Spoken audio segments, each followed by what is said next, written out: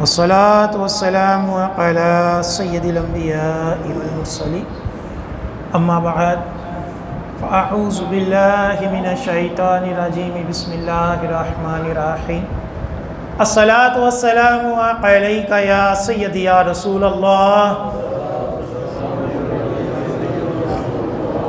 व अला आलिका व अस्हाबिका या सय्यदी या हबीबल्लाह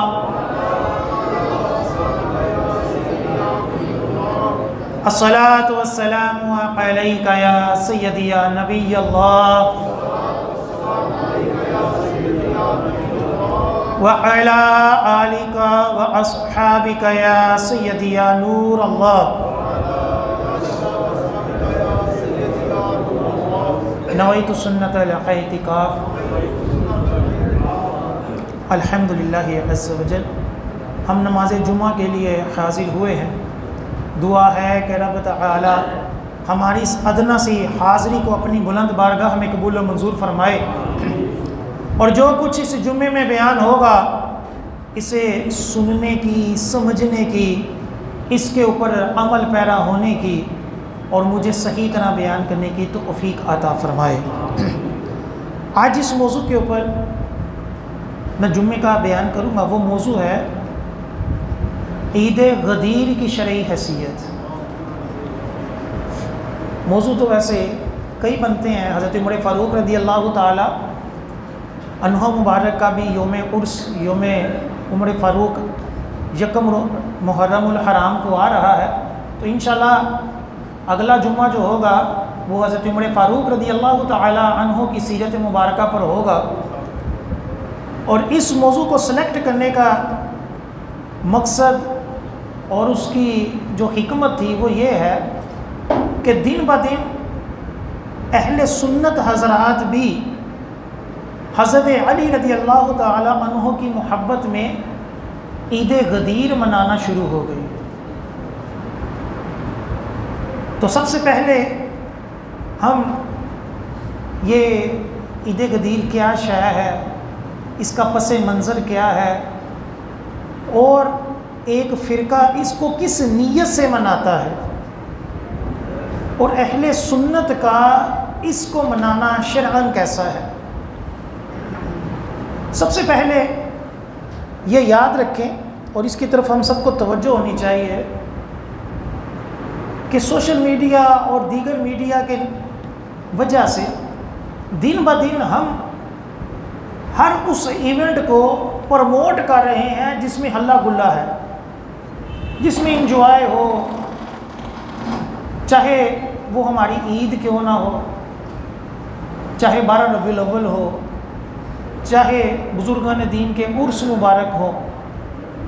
हम सब जो हैं हमारे अंदर मौसीकी इस कदर रच बस गई है कि हम इन दिनों को इस तरह की चीज़ों को प्रमोट करते हैं कि चलो यार थोड़ा इंजॉय भी हो जाए, थोड़ा सवाब भी मिल जाए दीन के नाम पर, और दीगर वो मामलात भी सोशल मीडिया के अंदर भी हमारी वीडियोस हल्ले गुल्ले वाली बन जाएं। तो इस वजह से कई दिनों को एकदम से जो है वो तकवीयत मिली। उन्हीं में से एक ये ईद गदीर भी है कि हमने अपने बचपन में कभी इस दिन को नहीं देखा था, फिर एकदम से अहले बैत की मोहब्बत का नाम लेकर इस दिन को मनाना शुरू किया गया और देखते ही देखते कई हमारे जो हैं वो जाली पीर और सुलो कुल्ली मौलवी वो इस दिन को मनाने में आगे हो गए। बल्कि अब 9वीं 10वीं मुहर्रम को भी कई पीर, कई सुलो कुल्ली मौलवी किस्म के लोग सियाह लिबास भी पहनना शुरू हो गए और कई जो बड़े बड़े ब्रांड हैं वो मुहर्रमों की कलेक्शन स्पेशल पेश करते हैं जिसमें मुख्तलिफ़ कलर जो है वो मुख्तलिफ़ क्वालिटी का ब्लैक कपड़ा होता है कि वो इसको पेश करते हैं और लोग इसको एक त्यौहार समझकर, एक रस्म समझकर अहले सुन्नत हज़रात भी पहनना शुरू हो गए। तो हम सब को एक चीज़ हमेशा याद रखनी चाहिए, जो कुरान और सुन्नत की तालीमात है वो ये है, अल्लाह ताला ने कुरान पाक में इरशाद फरमाया कि जालिमों के साथ ना बैठो, इल्म आने के बावजूद, हक पहचानने के बावजूद जालिमों के साथ ना बैठो। और हदीस पाक में इरशाद फरमाया कि जो जिस कौम से मुशाबहत करेगा वो उन्हीं में से होगा, जो जिस कौम से मुशाबहत करेगा वो क्या होगा, वो उन्हीं में से होगा। अगर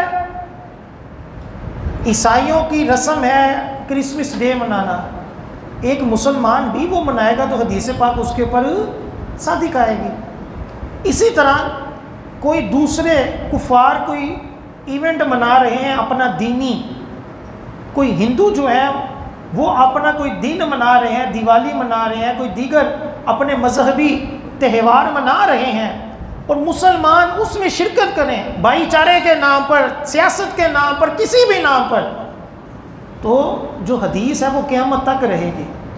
आका ने क्या फरमाया कि जो किसी कौम की तशब्बुह करे, उस जैसा हुलिया अपनाए, उस जैसी रस्म अदा करे, तो वो क्या है, फ़हुवा मिनहुम, और वो किन में है, वो उन्हीं में से है। ये हदीस और ये कुरान की आयत हमें हर दम जहन में रहनी चाहिए। ऐसे नहीं है कि जहाँ भी हल्ला गुल्ला हो रहा है, जहाँ भी कुछ नाच गाना या कवालियों के नाम पर कुछ हो रहा है, तो हम उसके अंदर जाकर घुस जाएं कि चलो जी ठीक है जी, अल्लाह का नाम हो रहा है, चलो जी रवादारी भी होनी चाहिए, लो जी काफिरों का भी हकूक़ हैं, उस वक्त हम हकूक़ याद कर कर इनके रंग में रंग जाएं, ऐसा नहीं। हम सब हुजूर गौसे पाक रहमतुल्लाह अलैह की भी बड़ी ताज़ीम करते हैं, कई कादरी सिलसिले के भी हैं। तो हुजूर गौसे पाक ने एक बड़ी प्यारी बात इरशाद फरमाई है। आप फरमाते हैं किसी बद मज़हब जमात में शामिल होकर उनकी तादाद में इजाफा ना करो। क्या फरमाते हैं हुजूर गौसे पाक, किसी गुमराह लोगों की जमात में शामिल होकर उनकी तादाद में इजाफा ना करो। यानी एक गुमराह शख्स है, उसके साथ खड़े होकर, उसकी मस्जिद में जाकर, उनकी मस्जिद में जमात में नमाज पढ़कर लोग क्या कहेंगे, यार इनकी तादाद काफ़ी हो गई, हालांकि उनमें कौन है, उसमें सुन्नी भी है। तो हुजूर गौसे पाक क्या फरमाते हैं, बद मजहबों के साथ बैठकर, उनके साथ शामिल होकर उनकी तादाद में इजाफा ना करो। ये हुजूर गौसे पाक का फरमान। अब अपने मौजू की तरफ आते हैं। हदीस पाक है, अल मुस्तदरक में भी है और भी कई हदीसों में एक रवायत मौजूद है कि हुजूर सल्लल्लाहु अलैहि वसल्लम ने हज़रत अली को यमन की तरफ खुमस लेने के लिए भेजा। खुमस होता था माल गनीमत का एक हिस्सा। तो एक काफिला जो था वो हज़रत अली की ज़ेर निगरानी आका अलैहिस्सलाम ने भेजा और ख़ुद आप अलैहिस्सलाम जो थे वो हज की तरफ जो थे वो निकले हुए थे।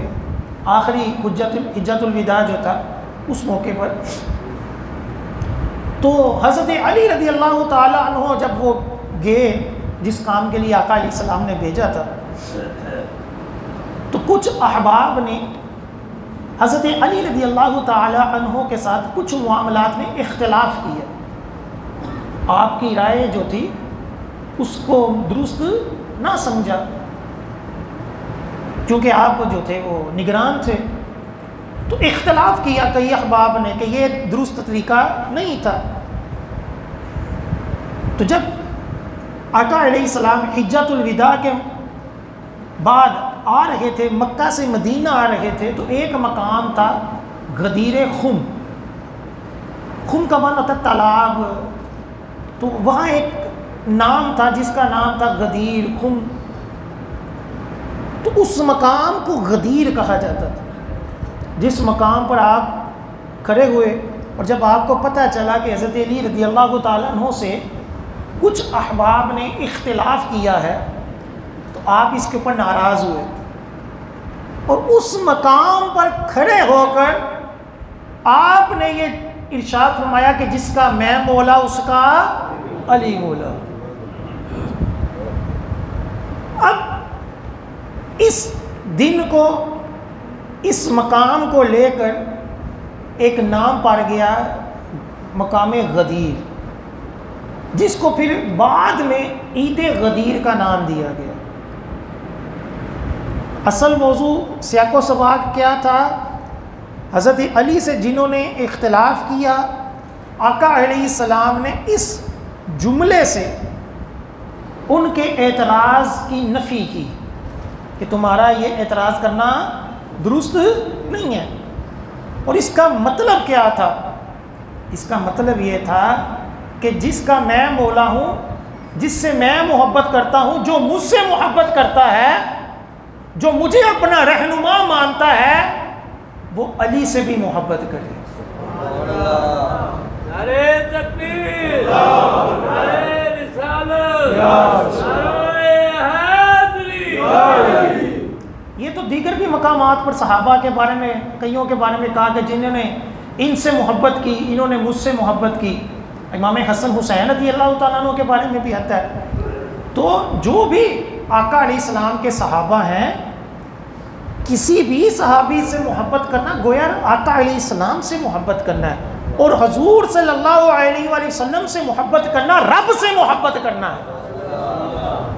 और जो किसी सहाबी से बुग़्ज़ रखे, खुद हदीसों में फरमाया गया कि गोया उसने मुझसे बुग़्ज़ रखा, और जिसने मुझसे बुग़्ज़ रखा उसने रब ताला से बुग़्ज़ रखा, और जिसने रब से बुग़्ज़ रखा अल्लाह ताला उसकी गिरफ्त फरमाएगा। ये हदीसें हैं, कसीर हदीसें।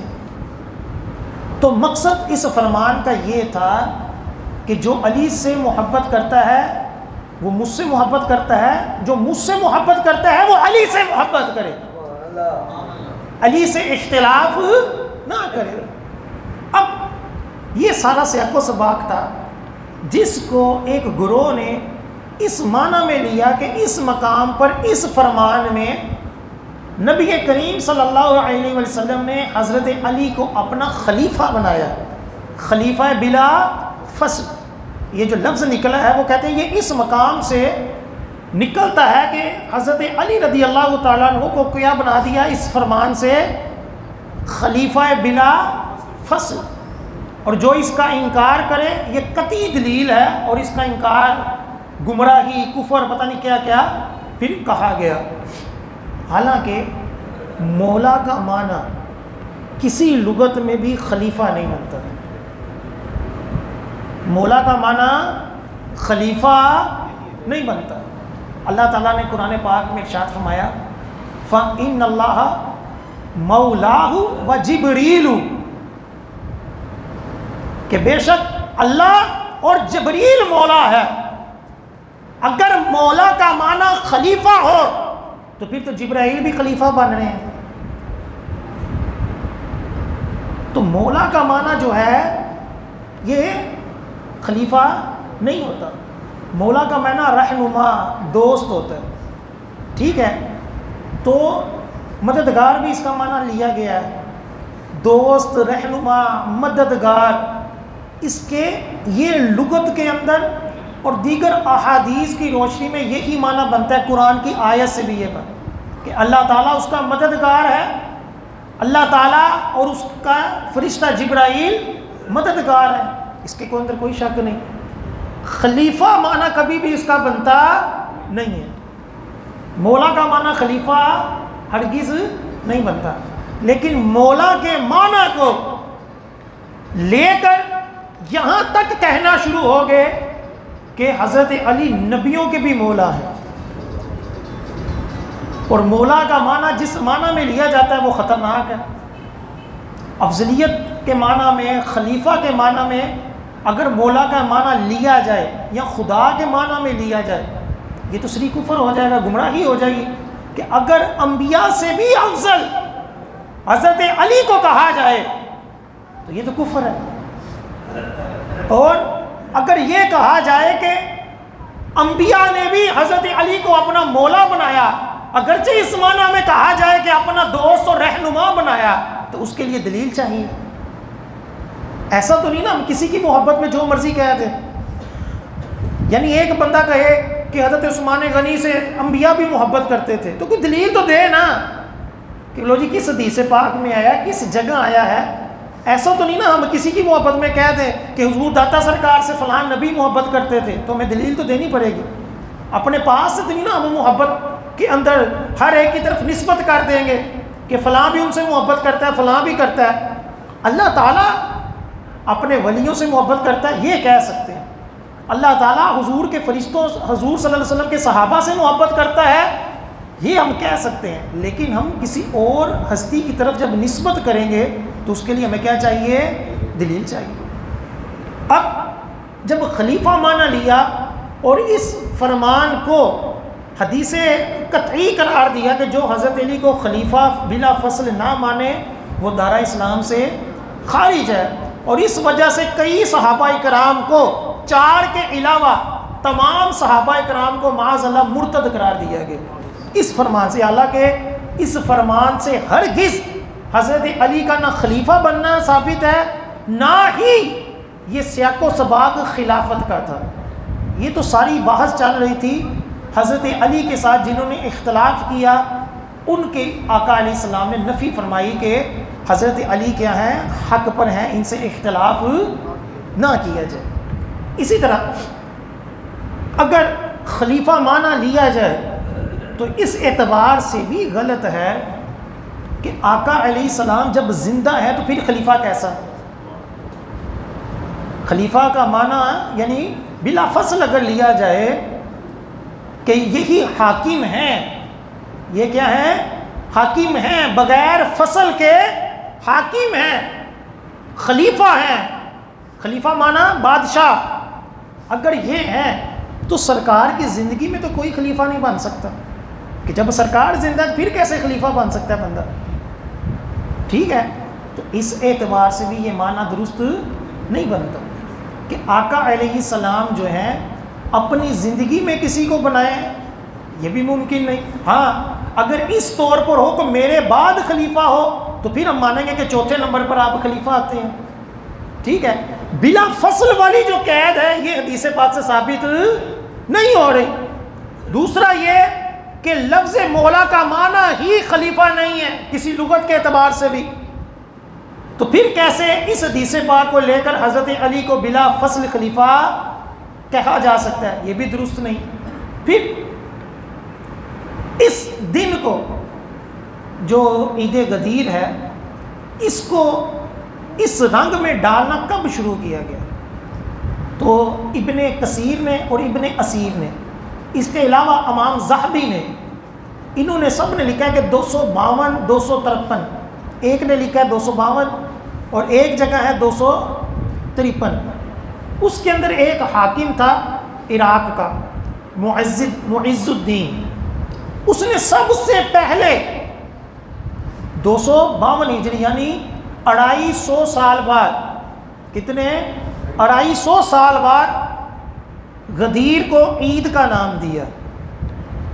मकामे गदीर वाले वाक़ये को क्या नाम दिया?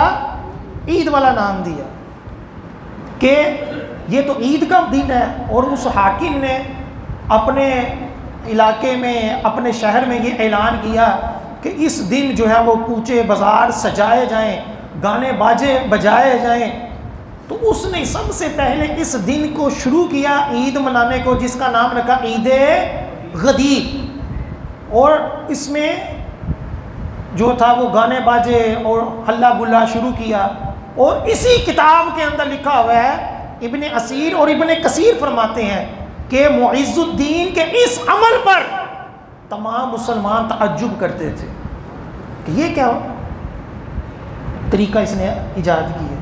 यानी इसको सराहा नहीं गया, इसकी मुज़म्मत की गई, तअज्जुब किया गया। ये अल्फाज हैं किताब के अंदर, ये अल्फाज हैं कि जब ये ईद गदीर शुरू हुई उस वक्त भी उलमाए कराम ने, अवाम ने, मुसलमानों ने इसकी पजीराई नहीं की, और आज तक हम इसकी पजीराई नहीं कर सकते।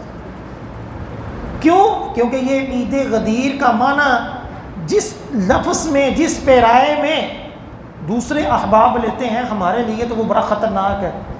हम तो वो माना ले ही नहीं सकते कि इससे मुराद खलीफा बिला फसल हैं। क्यों?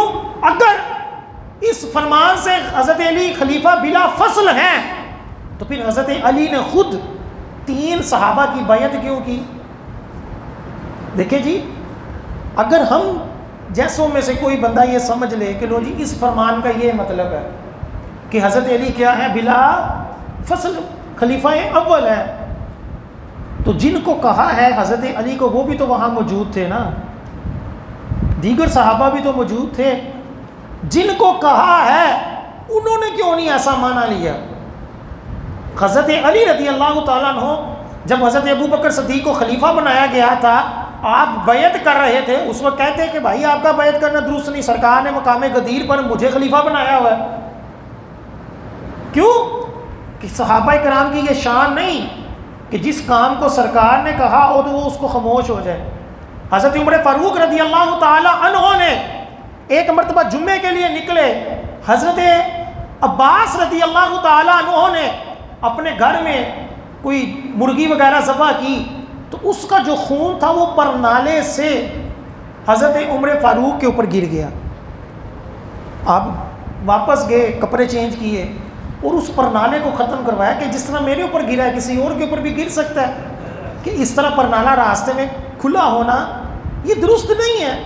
आपने परनाला जो था वो उखाड़ दिया। हज़रत अब्बास रज़ी अल्लाह ताला अन्हु हज़रत उमर फ़ारूक से मिले कि आपने उस परनाले को उखाड़ दिया है जिसको हुजूर ने लगाया था।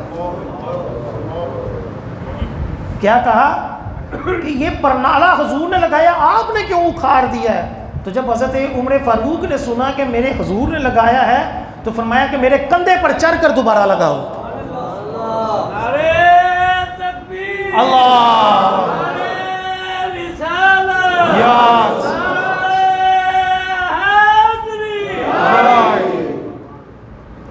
इसी तरह कसीर हदीसें हैं कि जहाँ सरकार का कोई फरमान होता था, सहाबा इकराम बगैर डर खौफ के कहते थे कि तुम कौन होते हो ऐसा कहने वाले, सरकार ने यूँ कहा है। सरकार का ये अमल था, हक बात बताने में सहाबा इकराम जो थे वो मुजाहिद थे, कोई डर खौफ नहीं था। अगर हज़रत अली, जिनको अगर आका अलैहिस्सलाम ने खलीफा बिला फसल बनाया होता, तो हज़रत अली के लिए शरन दुरुस्त ही नहीं था कि वो हज़रत अबू बकर सिद्दीक़ की, हज़रत उमर फ़ारूक की, हज़रत उस्मान गनी की बैत करते, कि जब उनको हज़ूर अलैहिस्सलाम ने बिला फसल खलीफा बनाया तो वो ये किसी की क्यों बैत कर सकते हैं? ये तो उनकी शायान शान नहीं है, ये तो शेर खुदा की शायान शान नहीं है। अगर वो मजबूरन कर भी लेते तो किसी को तो बताते ना कि लो जी मकाम गदीर पर सरकार ने मुझे बिला फसल खलीफा बनाया है। हालांकि हज़रत अली से इस बारे में एक रवायत ज़ईफ़ भी साबित नहीं है। लिहाजा इस फरमान को लेकर के जिसका मैं मौला उसका अली मौला, इससे हज़रत अली रज़ी अल्लाह ताला अन्हु का खलीफा अव्वल होना साबित करना बिल्कुल जो है वो क्या है, वो गलत है। अब अगला पॉइंट कि आका अलैहिस्सलाम ने अगर खिलाफत हज़रत अली को देनी होती तो इस फरमान से क्यों देते? वाज़ेह अल्फाज में कहते कि जिसका मैं मौला उसका अली मौला, और मेरे बाद अली जो है वो खलीफा हैं। ये हमेशा याद रखने वाली बात है कि दलील कतई उस सूरत में बनती है कि जिसके अंदर कोई शक व शुबा ना हो। जैसे नमाज है, जैसे हज है, जैसे ज़कात है, जैसे रमज़ान है, इसको कहते हैं दलील कतई, यानी जिसका कोई इनकार कर ही नहीं सकता, कोई शुबा कोई एहतमाल डाल ही नहीं सकता, उसको कहते हैं दलील कतई, जिसका इनकार बंदे को काफिर बना देता है। इसी वजह से हम कहते हैं कि कोई बंदा नमाज का इनकार करे तो क्या हो जाएगा, वो काफिर हो जाए। एक ग्रोह आज भी यहाँ है, पहले भी था, वो 5 वक्त की नमाज को नहीं मानते थे और कहते थे कि अल्लाह ने नमाज कायम करने का हुक्म कहा है, नमाज पढ़ने का तो जिक्र ही कोई नहीं। कुरान में नमाज कायम करने का हुक्म है, नमाज पढ़ने का तो जिक्र ही कोई नहीं। ये रुकू सुजूद तो लोगों ने बना लिए, तो उस ग्रोह को गैर मुस्लिम करार दिया। किस वजह से कि नमाज से मुराद वो नमाज है जो कसीर अहादीस से साबित है, जिसका इनकार ही नहीं हो सकता।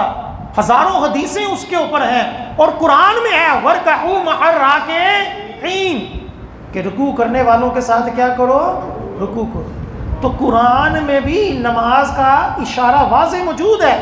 लिहाजा अब कोई नमाज के अंदर तावील करे कि जी नमाज का मतलब कुछ और है, वो कायम करना है कि दिल में अल्लाह का जिक्र करो, उसके ऊपर कायम रहो, इस तरह की अगर कोई तावील करेगा तो वो क्या हो जाएगा, वो काफिर हो जाएगा। वजह क्या है कि नमाज, रोज़ा, हज, ज़कात, इसी तरह क़यामत, इसी तरह जन्नत, इसी तरह दोज़ख, ये ऐसी चीज़ें हैं कि जो दलील कतई से साबित हैं, जिसके अंदर कोई शक व शुबा नहीं।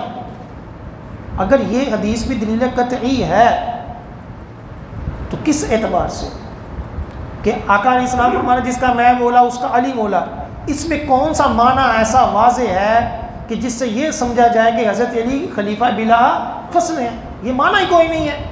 तो उसको दलील कतई बनाकर ये कहना कि जो हज़रत अली को पहला खलीफा ना माने वो दारा इस्लाम से खारिज है, ये तो खुद ही गुमराही है।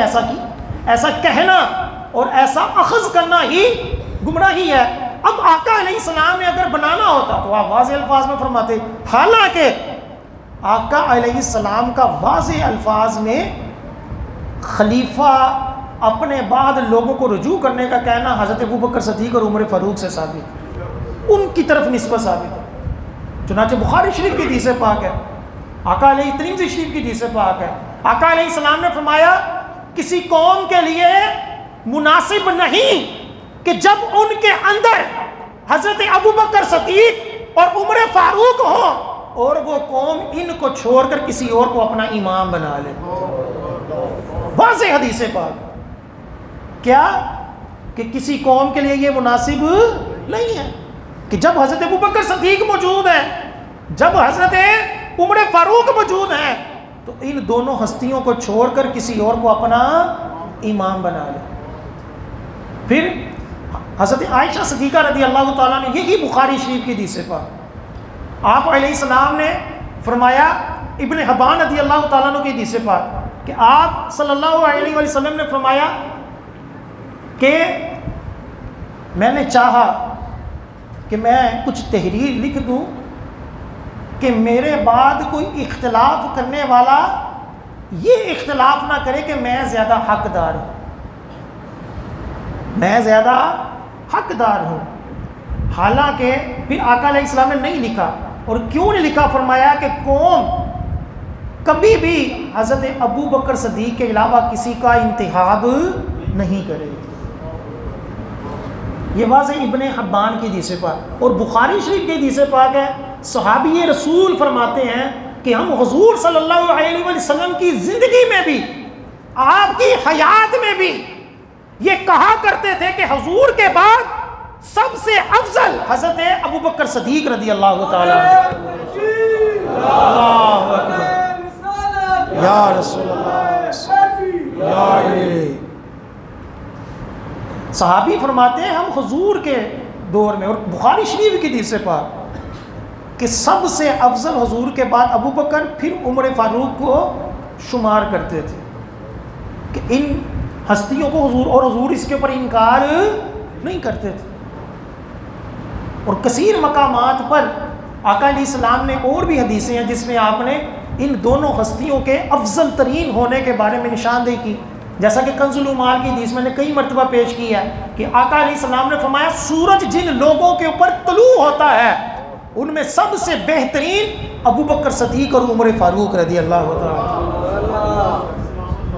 और एक और दलील कि जब सहाबा इकराम में खिलाफत के बारे में बात हुई, कौमें जो थे वो मुहाजिरीन भी थे, अंसार भी थे, तो जब हज़रत अबू बकर सिद्दीक़ का नाम आया तो किसी ने भी इख्तिलाफ नहीं किया, किसी ने भी इख्तिलाफ नहीं किया।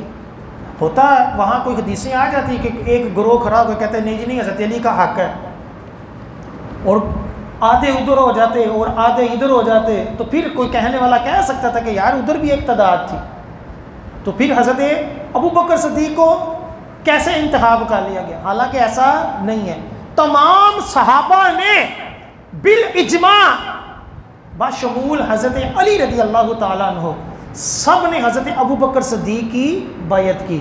इसलिए कहा जाता है कि हज़रत अबू बकर सिद्दीक़ का तमाम सहाबा में अफजल होना ये जमहूर सहाबा का कीदा नहीं बल्कि इजमाई सहाबा है।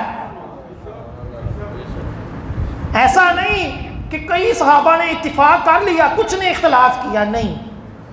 आज कई ग्रोह इस तरह भी करता है और नहीं जी नहीं, हज़रत अबू बकर सिद्दीक़ जो अफजल है तमाम सहाबा से, ये अक्सर की राय, बास के नज़दीक हज़रत अली अफजल है, हालांकि ऐसा नहीं है।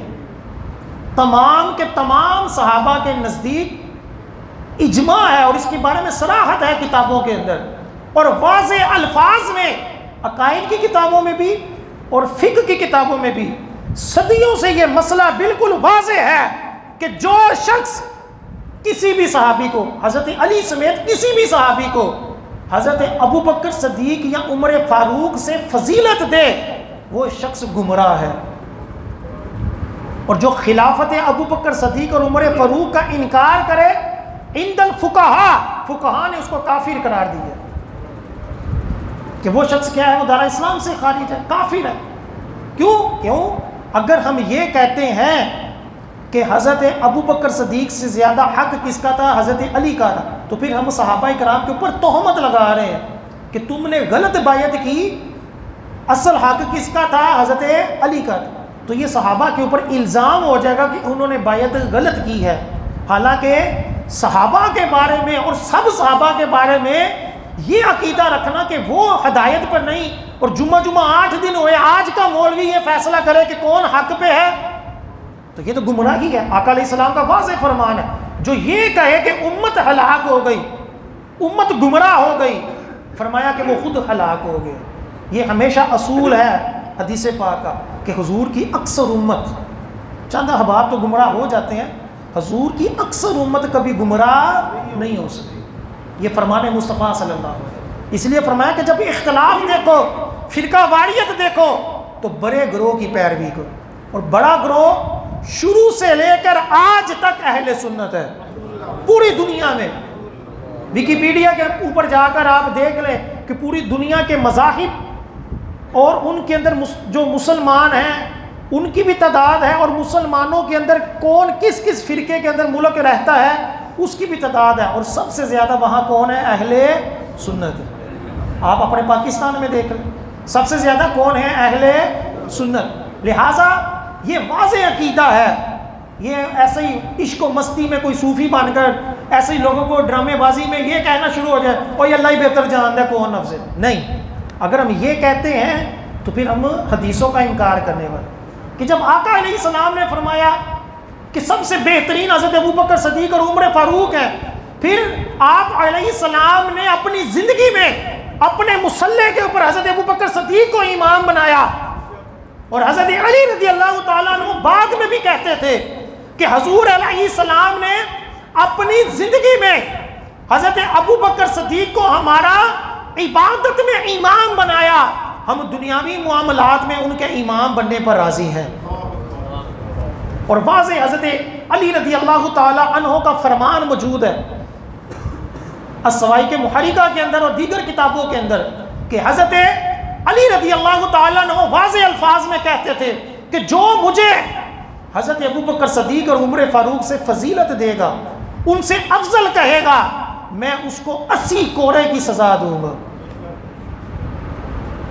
किसकी सज़ा दूंगा? 80 कोड़ों की सज़ा।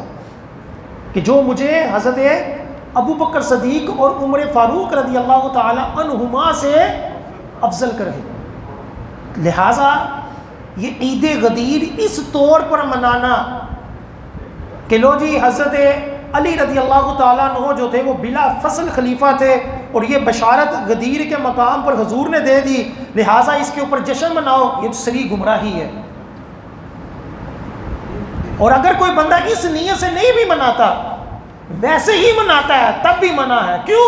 क्योंकि रवायतों के अंदर वाज़ेह अल्फाज में लिखा कि काफिरों और गुमराहों की मुशाबत ना इख्तियार करो। कि जो काम कोई काफिर करते हैं, जैसे क्रिसमस डे मना रहे हैं, दिवाली मना रहे हैं, दीगर रस्में मना रहे हैं, मुसलमानों का उसके अंदर शिरकत करना क्या है, ये जायज़ नहीं बल्कि बाज़ सूरतों में कुफर है।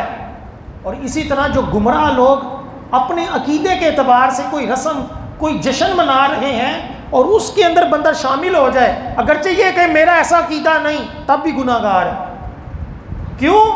क्योंकि उनके साथ मुशाबत इख्तियार करना यही गुनाह है कि कुरान और हदीसों में मना किया गया कि मन तशब्बा, कि जो किसी कौम की मुशाबत करे फाहुआ मिनहुम, तो वो क्या है, वो उन्हीं में से है। लिहाजा ये याद रखें, अकीदत व मोहब्बत में, और जो ना माने उसको फ़ौरन नासबी करार दे देना, अहले बैत का गुस्ताख करार दे, ये एक नई ट्रेंड चल गया है कि जो शख्स हक बात कहता है, जो अकीदा अहले सुन्नत बयान करता है, उसकी मजम्मत कर दो ये कह कर कि तू अहले बैत के ख़िलाफ़ बात कर रहे हो।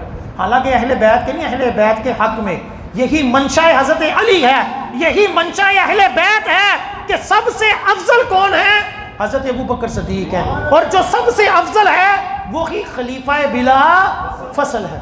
क्यों? कि अफजल कोई और हो, खलीफा कोई और हो, ऐसा नहीं होता। फरमाया किताबों के अंदर कि जो अफजल था वो खलीफा हुआ, ऐसा नहीं कि जो पहले खलीफा बना वो अफजल हो गया, नहीं, जो पहले ही अफजल था वो खलीफा हुआ। ये नहीं कि जिसको खिलाफत मिल गई वो अफजल बाद में हो गया, ऐसा नहीं हुआ कि सहाबा ने बायत ही उसी की कि जो क्या था वो अफजल था। इसीलिए जब हज़रत ज़ैनुल आबिदीन और दीगर कई अहले बैत से इस तरह के जब सवालात हुए कि अफजल कौन है, हज़रत अबू बकर सिद्दीक़ या अली, तो आपने बड़ी हैरानगी का इजहार किया। और एक अहले बैत के अपने हाथ से छड़ी गिर गई परेशानी में कि ये कौन सा सवाल तुमने कर दिया कि इनमें से कौन अफजल था। फिर उन्होंने डंके की चोट पर हज़रत इमाम जाफ़र सादिक रज़ी अल्लाह ताला अन्हु, हज़रत ज़ैनुल आबिदीन और दीगर बुजुर्ग अहले बैत हस्तियों से ये वाज़ेह अल्फाज में साबित है कि वो क्या कहते थे, वो हज़रत अबू बकर सिद्दीक़ को बिला फसल खलीफा भी मानते थे और इनको सबसे अफजल भी मानते थे। और सबसे बड़ी बात क्या है, हज़रत अली का फरमान है कि जब वो खुद कह रहे हैं कि जो मुझे कहेगा अफजल तो मैं 80 कोड़े मारूंगा। 80 कोड़े की सज़ा किसको मिलती है, जो बोहतान लगाए। बोहतान जो किसी पाक हस्ती को, जिस बंदे के ऊपर जिना की तोहमत लगाए, तो उसकी सज़ा कितनी है, 80 कोड़े। कि जिना का इल्ज़ाम लगाया लेकिन सबूत नहीं दिए, बोहतान लगाने की सज़ा क्या है, 80 कोड़े।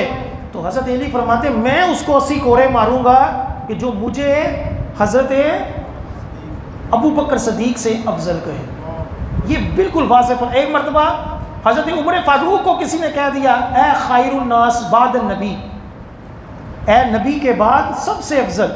तो आपने फरमाया कि तूने क्या हज़रत अबू बकर सिद्दीक़ का दौर पाया है? उसने कहा कि नहीं। फरमाया कि अगर तूने हज़रत अबू बकर सिद्दीक़ का दौर पाया होता, तू सहाबी होता, और तू फिर भी मुझे हज़रत आका अलैहिस्सलाम के बाद सबसे अफजल कहता, तो मैं तुझे कोड़े मारता कि हजूर के बाद सबसे अफजल कौन है, हज़रत अबू बकर सिद्दीक़ है।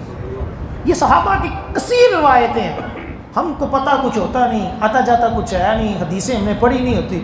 हम खल्ला गुल्ला में, नाच गाने में, कवालियों के अंदर, बंगरे डालने के अंदर, दमादम मस्त कलंदर अली दा पहला नंबर, हम लगे हुए हैं, हमें पता ही कोई नहीं अकीदों का।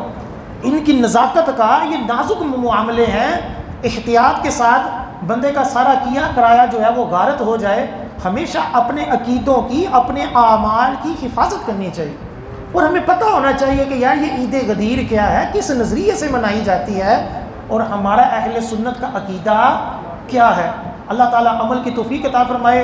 अमीर अहले सुन्नत वली कामिल ने ये ऐलान फरमाया है कि तौहीने कुरान के अगेंस्ट हम मजम्मत तो करते ही रहते हैं, तो हम कुरान पाक की इस हफ्ते यानी तिलावत कुरान करेंगे इंशाअल्लाह। तो फिर दुआएं भी दी हैं कि जो जुम्मे के बाद एक पारा जो है वो मुकम्मल करें कुरान पाक की मोहब्बत में और कुरान पाक की हमायत में। एक किस्म का ये भी एक एहतिजाज का तरीका है। तो आज इंशाअल्लाह अज़्ज़ व जल इसी मस्जिद में जुम्मे की नमाज के बाद मिल बैठकर कुरान ख़वानी होगी। हम सब मिलकर एक एक पारा सिर्फ पढ़ेंगे, 15-20 मिनट लगेंगे। तो अमीर वली कामिल, अमीर सुन्नत की दुआओं का भी हम हिस्सा पा लेंगे और सवाब भी ले लेंगे। और हम सब दुआ में ये सारा कुरान पाक का सवाब हज़रत उमर फ़ारूक रज़ी अल्लाह ताला अन्हु और इमाम हसन हुसैन और उनके रुफ़ाका को भी पेश कर देंगे। और उनके सदक़े हम में से जिनके वालिदैन, दोस्त, अहबाब, रिश्तेदार दुनिया से पर्दा कर गए, उनको भी इसाल करेंगे। तो इंशाअल्लाह जुम्मे के बाद जब दुरूद व सलाम होगा उसके फ़ौरन बाद इंशाअल्लाह कुरान ख़वानी होगी। ज़रूर बैठें। अगर नहीं बैठ सकते, कारोबार के मसाइल हैं, अपने ऑफिस जाकर, अपनी दुकान पे जाकर एक पारा ज़रूर पढ़ा जाए। अल्लाह ताला अमल की तौफ़ीक़ अता फ़रमाए। अभी अज़ान होगी, उसके बाद आप सुनते